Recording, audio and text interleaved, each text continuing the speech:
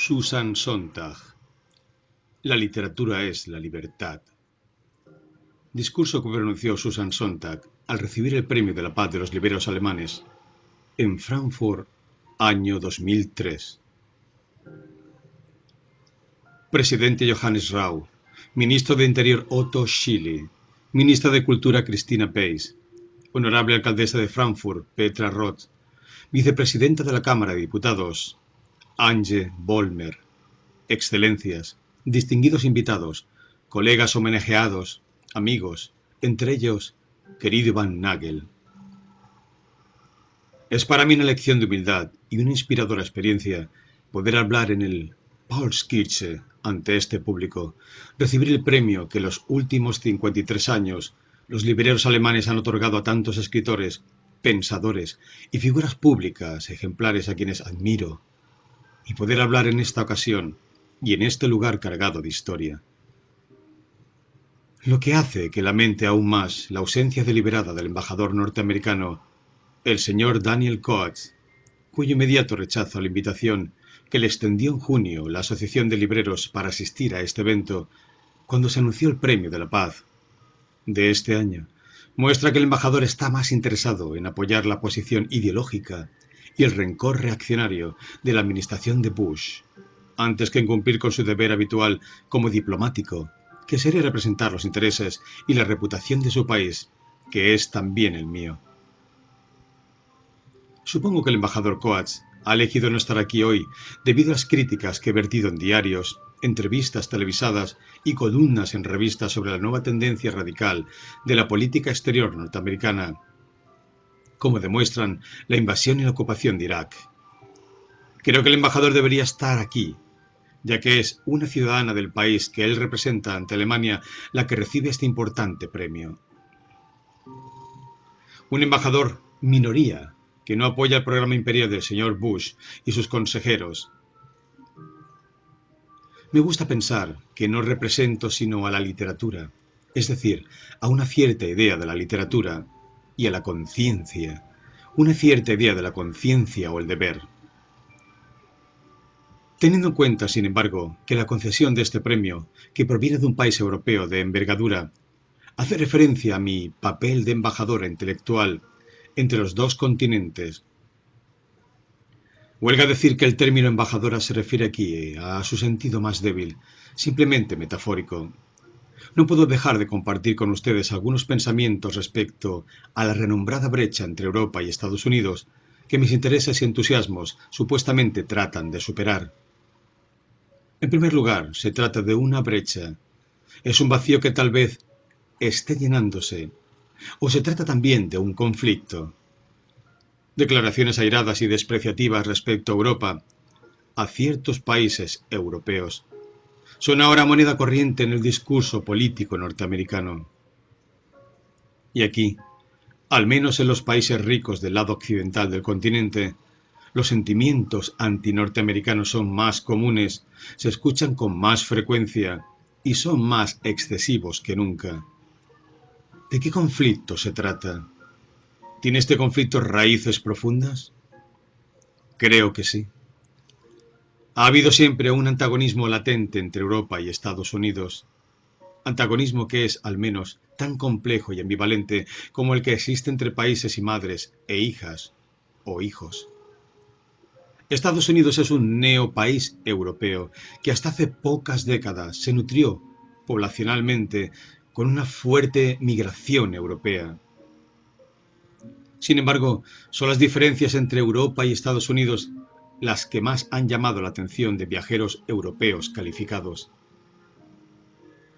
Alexis de Tocqueville, que visitó esta joven nación en 1831 y luego regresó a Francia para escribir Democracia en los Estados Unidos, que es aún unos 170 años más tarde el mejor libro sobre mi país, y D. H. Lawrence, quien hace 80 años publicó el libro más interesante que se haya escrito sobre la cultura norteamericana, su influyente y exasperante estudio sobre la literatura clásica norteamericana, entendieron que Estados Unidos, el hijo de Europa, estaba convirtiéndose, o ya se había convertido, en la antítesis de Europa.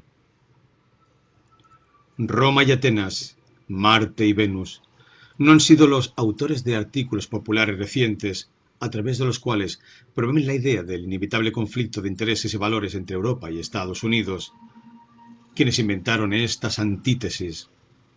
Varios extranjeros habían ya meditado sobre el tema y habían establecido el marco creativo, la melodía recurrente que suena a lo largo de la literatura norteamericana del siglo XIX, que va desde James Fenimore Cooper y Ralph Waldo Emerson hasta Walt Whitman, Henry James, William Dean Howells, hasta Mark Twain.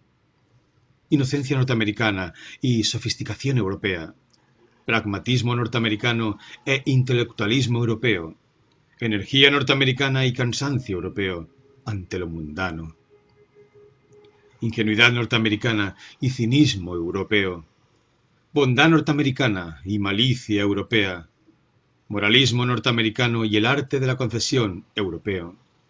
Ya conocen estas cantinelas. Se puede cambiar la coreografía. En realidad, se han bailado todo tipo de compases durante 2 tumultuosos siglos. Los filoeuropeos han utilizado la vieja antítesis para identificar a Estados Unidos con el barbarismo comercial que lo impulsa y a Europa con la alta cultura, mientras que los eurófobos se han guiado por un punto de vista preconcebido según el cual Estados Unidos representa el idealismo, la apertura y la democracia, y Europa un refinamiento debilitante y snob. Tocqueville y Lawrence observaron algo más cruel aún. No solo una declaración de independencia norteamericana respecto de Europa y de los valores europeos, sino también un socavamiento sostenido y el asesinato de los valores y el poder europeos. Nunca se puede obtener algo nuevo sin romper algo viejo, escribió Lawrence. Europa resultó ser lo viejo.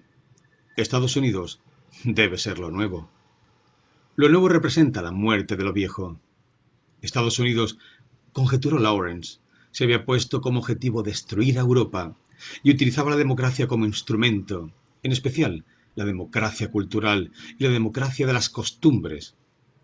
Y cuando esta tarea se cumpliera, continuaba Lawrence, Estados Unidos bien podría transformar su democracia en algo completamente diferente. Tal vez sea ahora cuando esté surgiendo esa alternativa que reemplazaría la democracia en Estados Unidos. Les ruego paciencia, si hasta ahora todas mis referencias han sido exclusivamente literarias. Después de todo, una función de la literatura importante, necesaria, es la de ser profética. Lo que tenemos aquí es, en forma magnificada, la perenne lucha literaria o cultural entre los antiguos y los modernos. El pasado es, o fue, Europa, y Estados Unidos se fundó sobre la idea de romper con el pasado.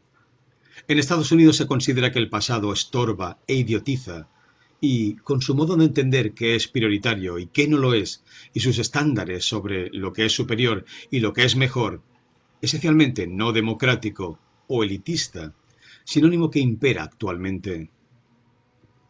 Aquellos que hablan a favor de unos Estados Unidos triunfantes continúan sugiriendo que la democracia norteamericana implica repudiar a Europa y, sí, adoptar un cierto barbarismo liberador y saludable.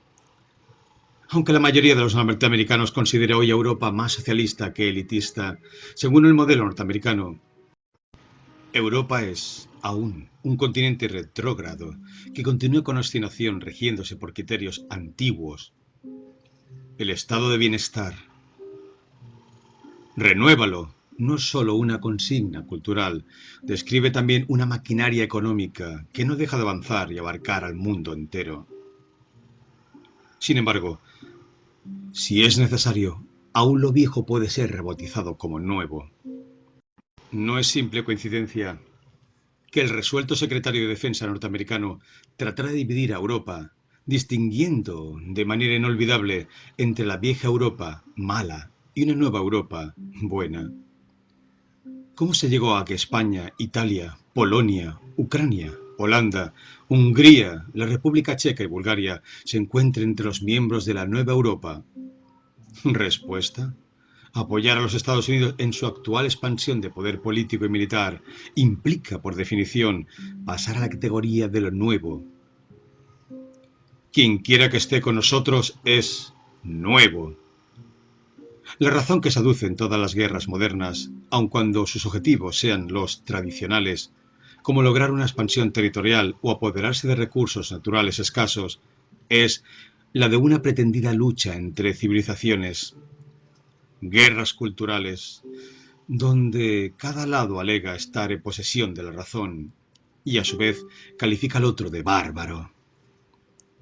El enemigo es invariablemente una amenaza a nuestro modo de vida, infiel, profanador y contaminador, un corruptor de valores superiores o mejores.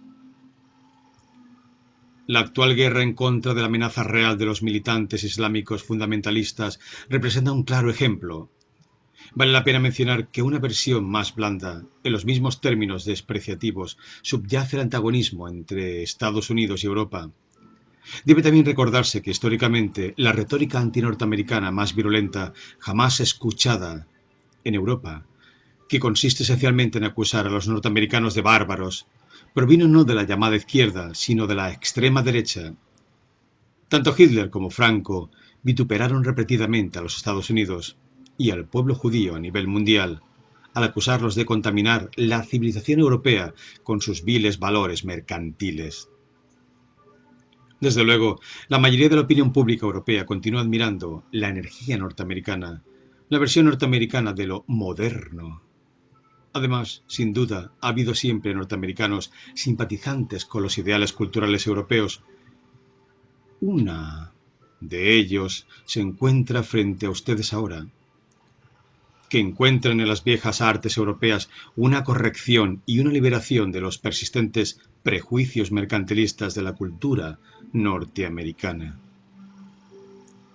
A su vez, siempre ha existido la contraparte europea de estos norteamericanos, los europeos fascinados, cautivados, profundamente atraídos por los Estados Unidos, precisamente por ser diferentes de Europa.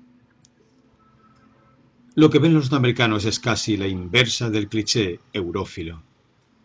Se ven a sí mismos como los defensores de la civilización.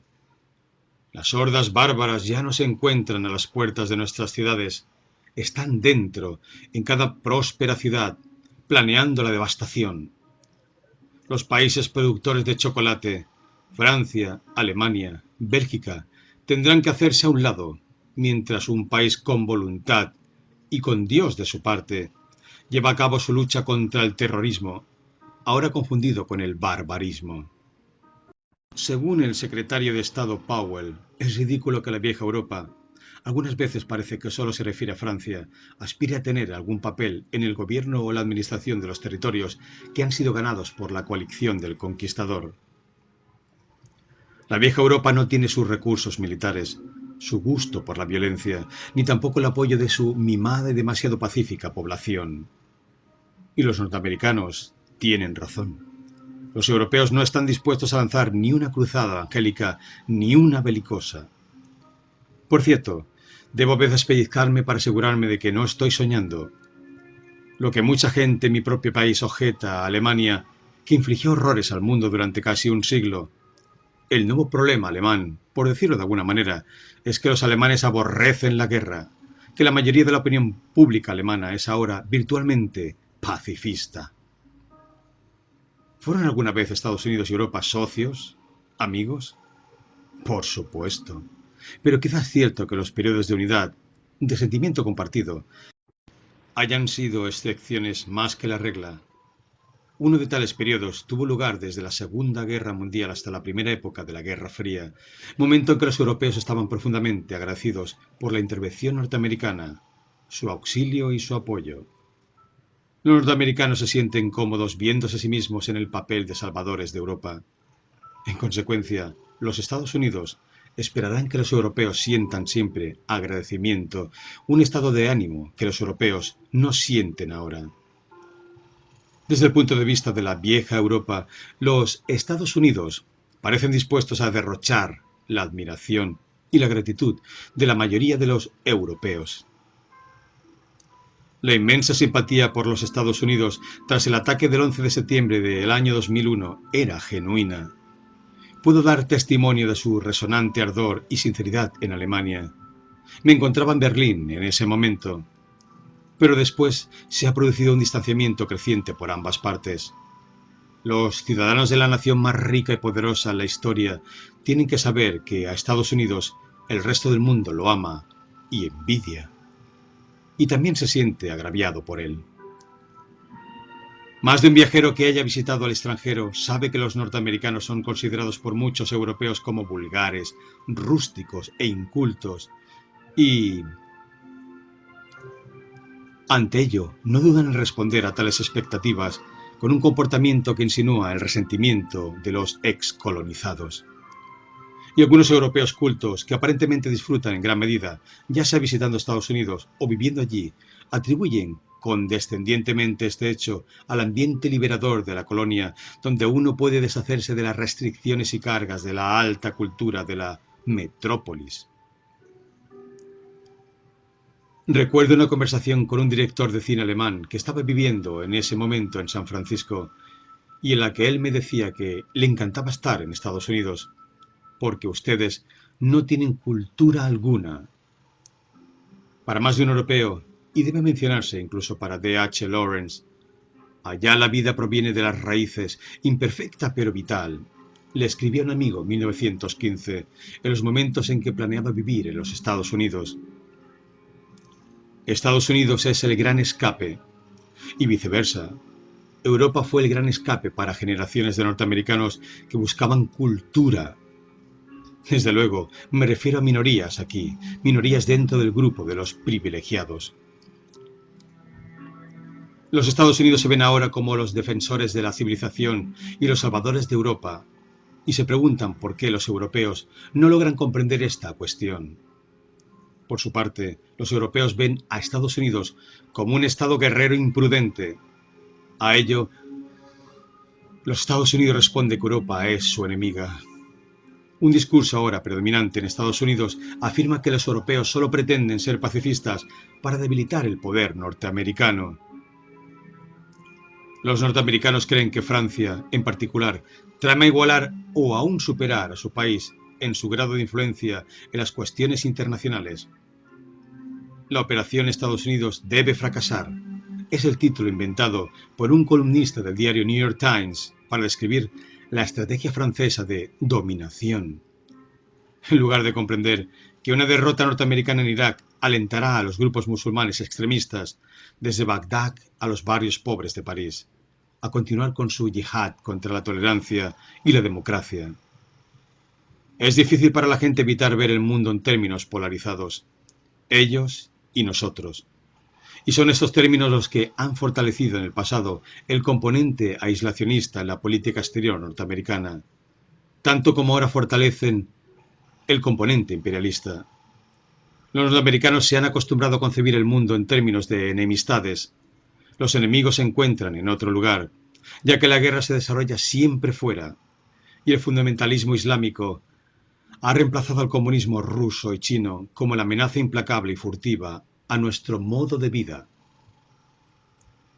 Y el término terrorista es más flexible aún de lo que era la palabra comunista. Puede unificar un número mayor de intereses y luchas muy diversas. Esta guerra será interminable por esta causa, ya que siempre habrá alguna forma de terrorismo, al igual que siempre existirá la pobreza y el cáncer. Es decir, habrá siempre conflictos asimétricos en los cuales el lado más débil recurra a esa forma de violencia y ataque con frecuencia a civiles.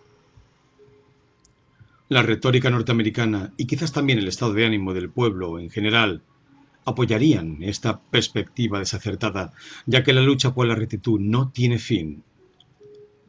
Gracias al genio de Estados Unidos, que a pesar de ser un país tan profundamente conservador que los europeos difícilmente lo comprenden, se ha podido crear un pensamiento conservador que prefiere lo nuevo a lo viejo.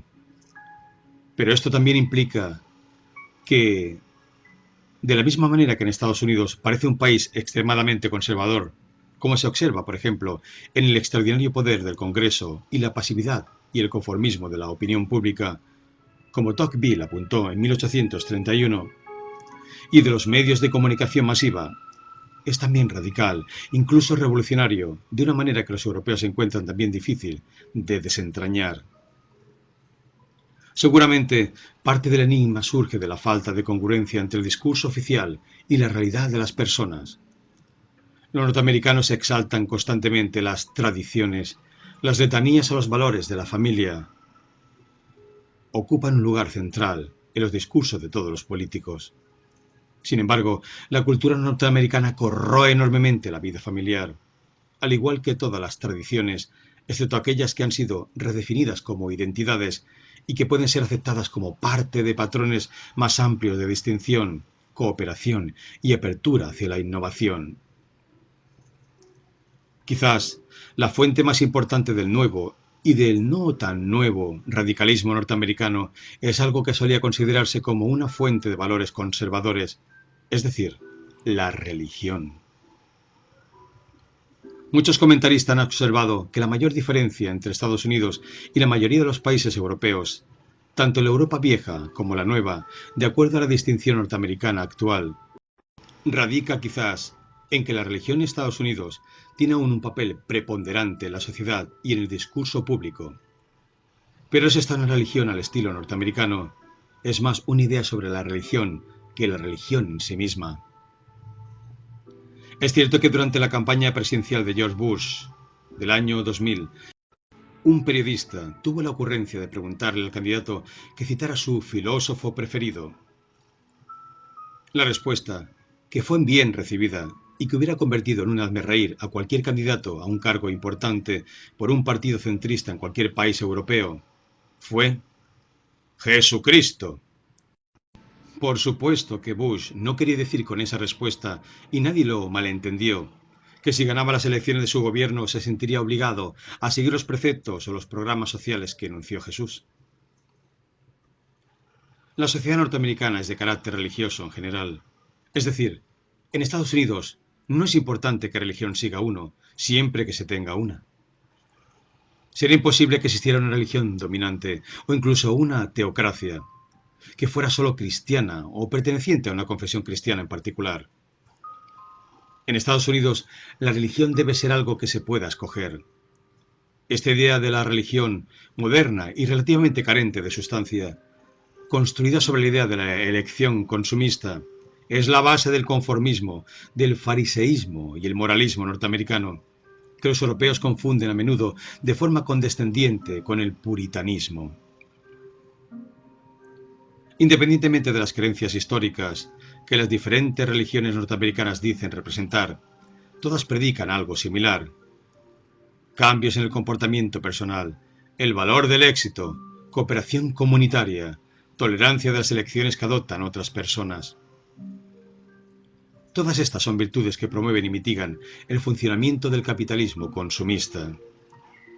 El simple hecho de ser una persona religiosa asegura respetabilidad, fomenta el orden y garantiza que sean intenciones virtuosas las que guían la misión norteamericana de conducir al mundo. Lo que se divulga, se llame democracia, libertad o civilización, es tanto parte de un proceso en marcha como la esencia misma del progreso. No existe otro lugar en el mundo donde el sueño del progreso de la Ilustración tenga una acogida tan propicia como en Estados Unidos. Desmitificación de polaridades. ¿Estamos entonces tan separados?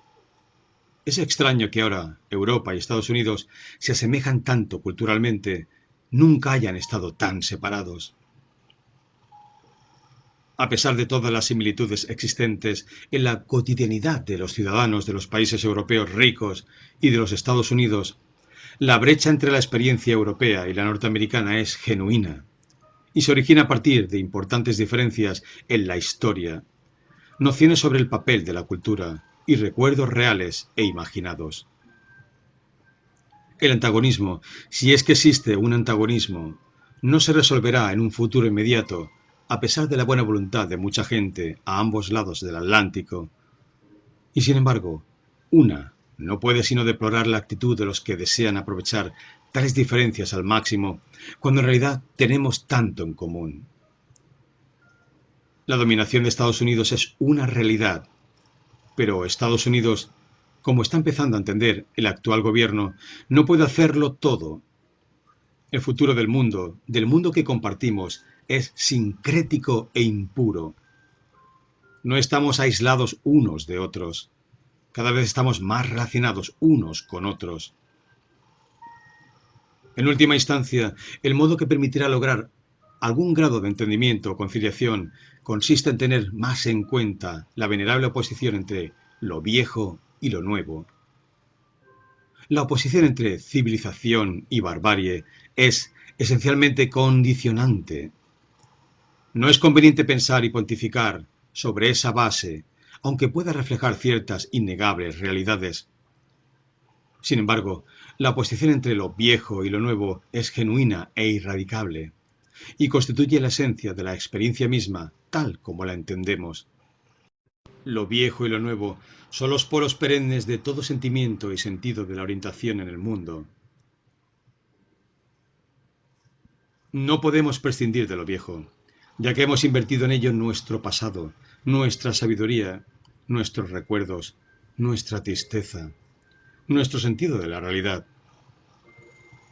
No podemos prescindir de la fe en lo nuevo, ya que en lo nuevo hemos invertido toda nuestra energía, nuestra capacidad de ser optimistas, nuestros ciegos anhelos biológicos, nuestra habilidad para olvidar, la sana habilidad que hace posible la reconciliación.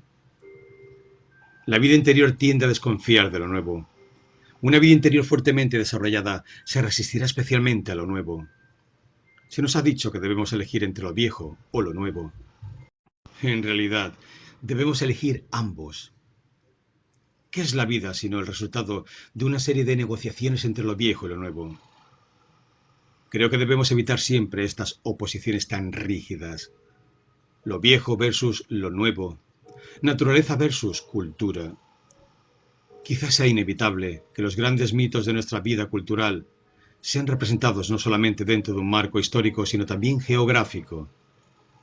Sin embargo, no son más que mitos, frases gastadas, estereotipos. La realidad es mucho más compleja. He dedicado gran parte de mi vida a tratar de desmitificar estos modos de pensamiento que polarizan y generan opuestos.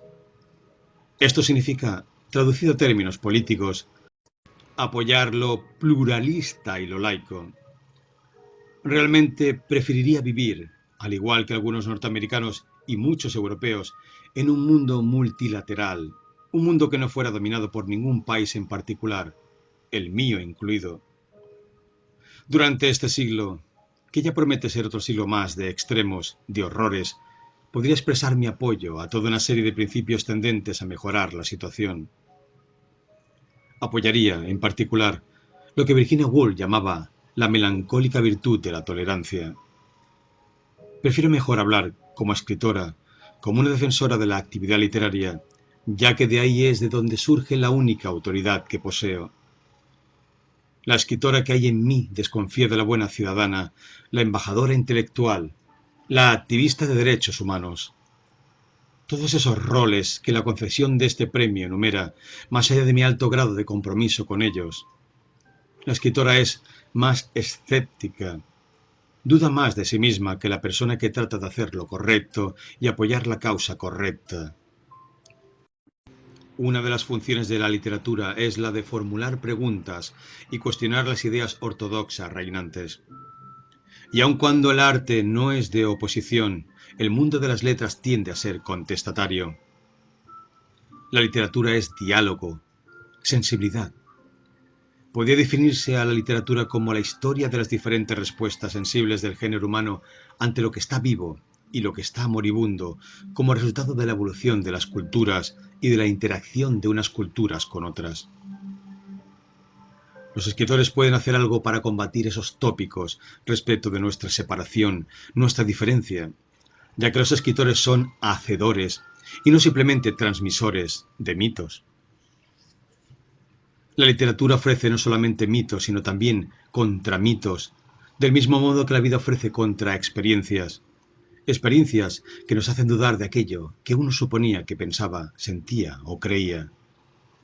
Creo que el escritor es alguien que presta atención al mundo, lo que significa tratar de entender, observar y conectar con los diferentes actos de maldad que los humanos son capaces de realizar, y a la vez no corromperse, volviéndose cínico, superficial, al lograr esta comprensión de la naturaleza humana. La literatura puede decirnos cómo es el mundo. La literatura puede establecer normas y transmitir un conocimiento profundo, personificado a través del lenguaje, en la narrativa. La literatura puede entrenarnos y ejercitar además nuestra habilidad para llorar por quienes no somos nosotros ni son los nuestros. ¿Quiénes seríamos si no pudiéramos simpatizar con los que no somos nosotros ni son los nuestros? ¿Quiénes seríamos si no pudiéramos olvidarnos de nosotros mismos, al menos durante algún tiempo? ¿Quiénes seríamos si no pudiéramos aprender, o perdonar, o convertirnos en algo diferente de lo que somos? Escapar de la prisión de la vanidad nacional. En esta ocasión, en la que recibo este magnífico premio alemán, permítanme que les cuente algo sobre mi trayectoria. Pertenezco a una tercera generación norteamericana de origen polaco y judío lituano. Nací 2 semanas antes de que Hitler asumiera el poder. Crecí en el interior de Estados Unidos, en Arizona y California, lejos de Alemania, y sin embargo, durante toda mi niñez estuve obsesionada con Alemania, con la monstruosidad de Alemania y con los libros y la música alemanes que amaba, y a su vez establecieron mi criterio sobre las expresiones artísticas elevadas e intensas. Aún antes de Bach y Mozart y Beethoven y Schubert y Brahms, ya había algunos libros alemanes importantes para mí. Recuerdo a un maestro de escuela primaria en una pequeña ciudad del sur de Arizona, el señor Starkey, que logró la admiración de sus alumnos al contarnos que había combatido en el ejército de Pershing en México contra Pancho Villa. Este viejo veterano de una antigua aventura imperialista norteamericana había sido, al parecer, afectado, en versión traducida, por el idealismo de la literatura alemana, y percibiendo mi especial interés por los libros, me prestó sus propias copias de Werther y de Immensi. Poco después, durante mi infantil orgía lectora, el azar me condujo al encuentro de otros libros alemanes, incluyendo el relato de Kafka en la colonia penitenciaria, donde descubrí el temor y la injusticia. Y pocos años más tarde, cuando era un estudiante de secundaria en Los Ángeles, encontré todo sobre Europa en una novela alemana. No ha habido otro libro más importante en mi vida que La montaña mágica, de Thomas Mann, que trata precisamente del choque de ideales como esencia de la civilización europea. Y así sucesivamente, a través de una larga vida que ha estado impregnada de la alta cultura alemana. De hecho, tras los libros y la música, que supusieron, dado el desierto cultural en el que vivía, experiencias prácticamente clandestinas, llegaron las experiencias reales, porque también soy una beneficiaria tardía de la diáspora cultural alemana y he tenido la buenísima fortuna de llegar a conocer bien algunos de los incomparablemente brillantes refugiados que creó Hitler.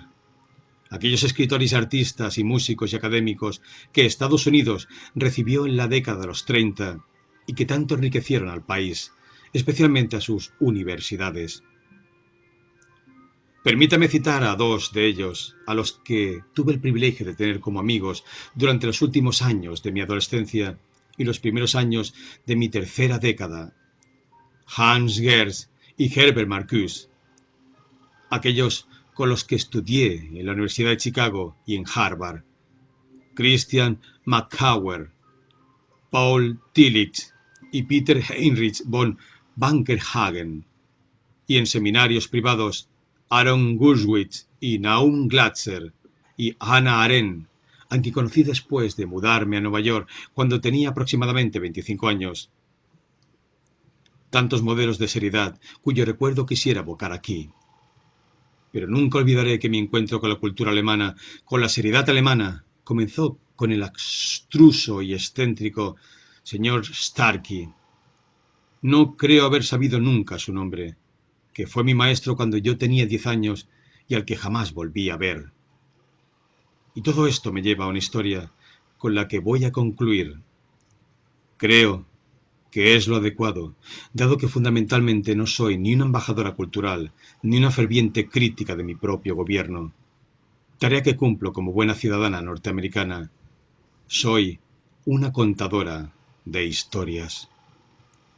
Así, vuelvo al tiempo en que yo tenía 10 años y encontraba algo de alivio en las cansadas obligaciones de ser una niña al leer con pasión los gastados volúmenes de Goethe y Storm que el maestro Starkey me había prestado. Me refiero a 1943, época en la que tenía conocimiento de que existía un campo de prisioneros con miles de soldados alemanes, soldados nazis, por supuesto, como yo los concebía, en la parte norte del estado, y teniendo en cuenta que era judía, aunque solo lo fuera nominalmente, ya que mi familia era desde hacía 2 generaciones totalmente laica e integrada, sabía que serlo nominalmente era suficiente para los nazis. Me acosaba una pesadilla recurrente en la que los soldados nazis habían escapado de la prisión y habían logrado llegar al sur del estado, donde estaba el chalet en el que vivía con mi madre y mi hermana, en las afueras de la ciudad, y estaban a punto de matarme. Adelantémonos ahora muchos años más tarde, a la década de los años 70, cuando Hanser Verlag comenzó a publicar mis libros y llegué a conocer al distinguido Fritz Arnold. Había comenzado a trabajar en la empresa en 1965, que sería mi editor hasta su muerte en febrero de 1999. Durante uno de nuestros primeros encuentros, Fritz me dijo que deseaba contarme, supongo que lo consideraba un requisito previo a una futura amistad que pudiera surgir entre ambos, lo que había hecho durante la guerra. Le aseguré que no me debía explicación alguna, pero, por supuesto, valoré mucho el hecho de que él mencionara el tema. Quisiera agregar que Fritz Arnold no fue el único alemán de su generación. Había nacido en 1916 que, después de conocerlo o conocerla, insistió en contarme qué había hecho durante el periodo nazi. Y no todas las historias que escuché fueron tan inocentes como la que me contó Fritz. De todas maneras, Fritz me contó que era estudiante universitario de literatura e historia del arte, primero en Múnich y más tarde en Colonia, cuando, a comienzos de la guerra, fue reclutado con el grado de cabo en las Fuerzas Armadas. Su familia no era pro-nazi en absoluto. Su padre era Karl Arnold, el legendario caricaturista político de Simplicissimus. Pero emigrar no era una opción que su familia hubiera siquiera considerado y aceptó con temor la obligación de unirse al servicio militar, con la esperanza de no tener que matar a nadie y no terminar él mismo muerto. Fritz fue uno de los pocos que tuvo suerte. Fue afortunado al haber sido enviado primero a Roma, donde rechazó la invitación de su superior de nombrarlo teniente, luego a Túnez. Afortunado también de haber permanecido detrás de las líneas de combate y no haber nunca tenido que utilizar un arma de fuego. Y finalmente, fue afortunado, si es esta la palabra correcta, por haber caído prisionero de los norteamericanos en 1943, haber sido transportado en barco junto con otros soldados alemanes capturados a través del Atlántico hasta Norfolk, Virginia, y más tarde en tren a través del continente a pasar el resto de la guerra en un campo de prisioneros en el norte de Arizona. Tuve entonces el placer de poder contarle, mientras suspiraba asombrada, y dado que ya había comenzado a tener mucha simpatía por él, este fue el comienzo tanto de una gran amistad como también de una intensa relación profesional. Que mientras él era prisionero de guerra en el norte de Arizona, yo estaba en la parte sur del estado, aterrorizada ante la presencia de los soldados nazis que estaban por todas partes y de los que no podía escapar. Entonces Fritz me contó que lo que le permitió sobrellevar los casi 3 años que pasó en el campo de prisioneros en Arizona fue que se le permitió acceder a libros. Había pasado esos años leyendo y releyendo los clásicos ingleses y norteamericanos, y yo le conté que como estudiante de la escuela primaria en Arizona, y mientras esperaba poder crecer y escapar hacia una realidad más vasta, me sabó la lectura de libros, tanto los traducidos como los que habían sido escritos originalmente en inglés.